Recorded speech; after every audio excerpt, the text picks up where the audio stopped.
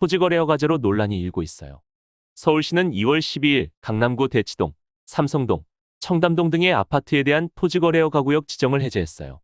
그런데 한 달도 지나지 않은 3월 19일, 정부와 서울시는 강남구, 서초구, 송파구, 용산구의 모든 아파트를 토지거래 허가구역으로 지정했죠.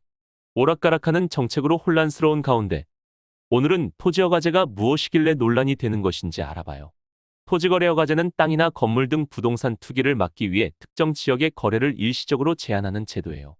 이때 거래가 제한되는 지역을 토지거래 허가구역이라고 하죠.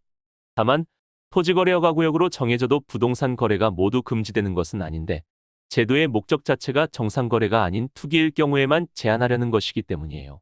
그래서 토지거래 허가제가 국민의 기본권 중 하나인 주거, 이주의 자유와 사유재산권을 침해하는 것이 아니냐는 의문이 제기되기도 했지만 헌법재판소는 투기를 막기 위한 토지거래 허가제는 헌법에 적힌 재산권 제한의 한 형태이다라고 판결했어요. 기본적으로 토지거래 허가구역 내에 부동산을 거래하려면 시장이나 군수, 구청장 등의 허가를 받아야 해요.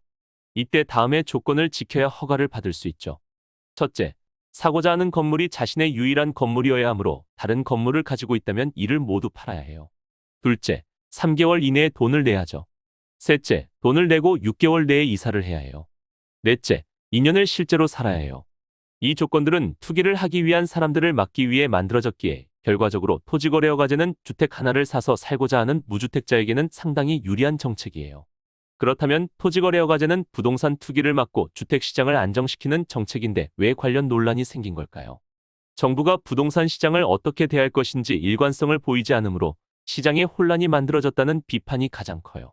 규제를 했다가 풀었다가를 반복하면 사람들이 규제가 풀리는 시점을 기다리며 투기를 한다는 것이죠. 앞으로 부동산 정책이 어떤 방향으로 나아갈지 함께 지켜봐요.